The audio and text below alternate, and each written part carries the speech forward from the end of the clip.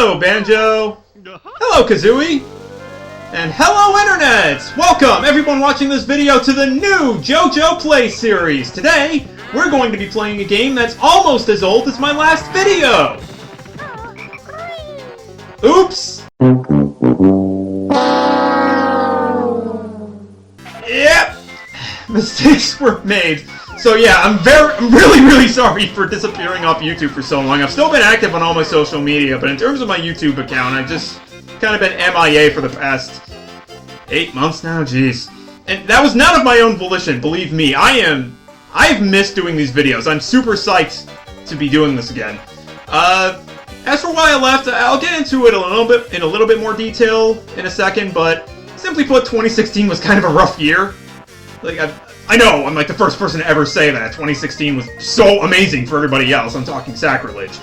But, you know, we'll get into that later. For now, if you're a new viewer, thank you for giving my channel a chance. If you're an old viewer who subscribed to me before, holy shit, I can't believe you're actually back. You're giving me benefit of the doubt that I do not deserve. But thanks anyway.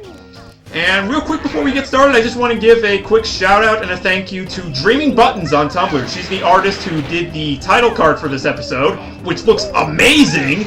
So I'll put her URL at the bottom of the screen right here, and there will also be links in the description.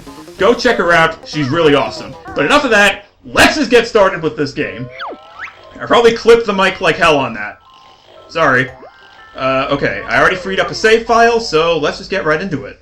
Now, since I've been away from YouTube for a while, I knew I wanted my first Let's Play series to be a game that really meant something to me, like really had a special place in my heart. So right off the bat, I knew it had to be on the Nintendo 64, because it was my first ever console. And I thought Banjo-Kazooie would be a good choice, because it is a game I played loads. It's one of the few games I've 100%ed, and also, on April 11th, which is not too long after I'm recording this, and it will be even less not too long when this video comes out. That was amazing English. Shut up. Yooka-Laylee is going to be coming out. I'm super pumped for that. If you haven't heard about Yooka-Laylee, basically the developers of Rare, like the real Rare developers, not the bullshit Microsoft Rare that we have today, got together and funded a game on Kickstarter that is basically just Banjo-Kazooie 2.0. Like, the branding, the gameplay, it's all pretty much the exact same thing, and it looks awesome. If you want, like, a true Banjo-Kazooie sequel, like a real Banjo-Kazooie sequel, look that up. I've seen the gameplay teasers. It looks amazing. And you know what? Unlike Mighty No. 9, I didn't personally fund that game's Kickstarter, so if it ends up sucking, it won't hurt as bad. Anyway, I've been kind of talking over this intro. Gruntilda, this green-skinned witch here, thinks that she is the hottest girl in the world, but her cauldron's like, nah, brah, this 8-year-old girl is way hotter than you. And she's like, oh, you motherfucker. Alright, we'll see about that then. Dude, that's kind of a sick burn. Like, the cauldron is saying that this, that our sister, Tootie, is hotter than Gruntilda. she's like, what, 8? Like, at most? Good lord. The cauldron, dropping some sick burns. Alright, when my big lazy brother wakes up, we're gonna go on an adventure. Hey, speaking of big lazy brother, there he is! Hey, Banjo. How you doing? Wake up, I want to go on an adventure. Oh, there's gonna be an adventure. Don't worry. There will be one hell of an adventure. Oh, no! Judy thinks she's fairer than me. I'll steal her looks and ugly she'll be. Alright.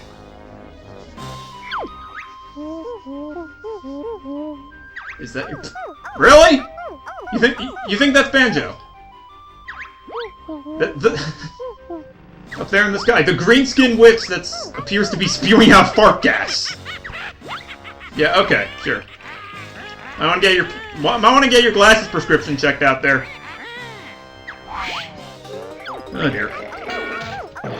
Oh no! Oh no, get your hands off of my sister. Well, from the sounds of it, Tootie's already putting up a better fight than Princess Peach ever has. And listen to it out there. There's like suplexes and DDTs going on outside. It's proper Lucha Underground match. It's amazing. You could have seen it. What do you want?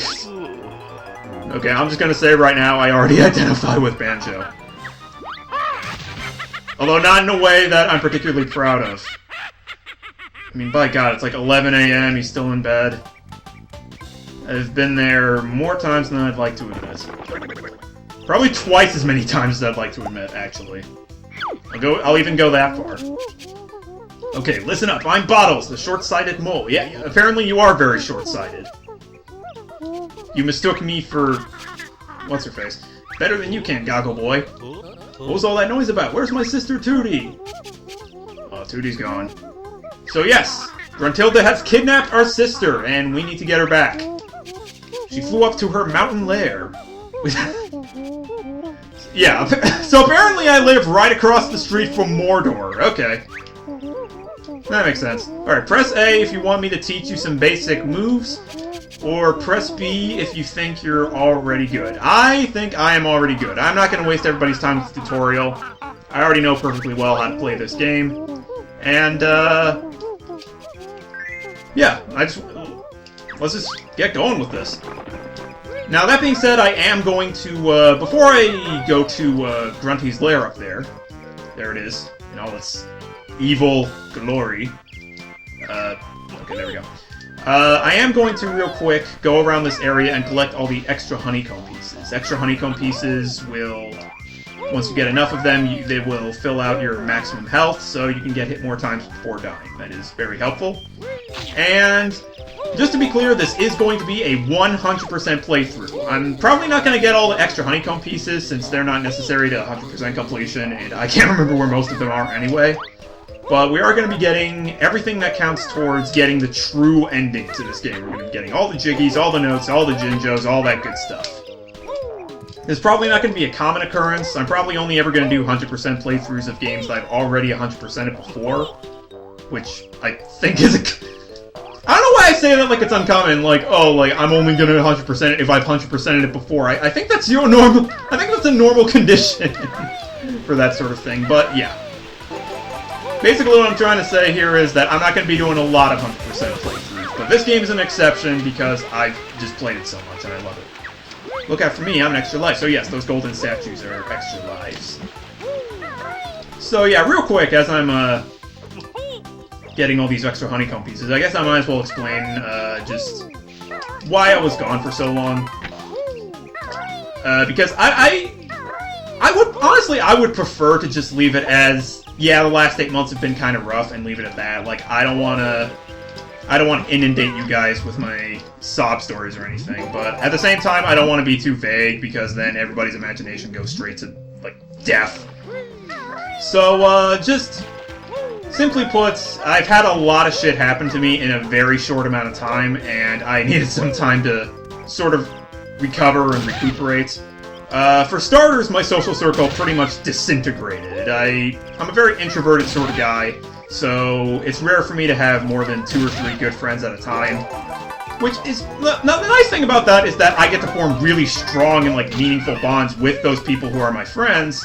The problem, however, is that if just one friend has to cut off ties for whatever reason, then, you know, that's like half my social circle gone.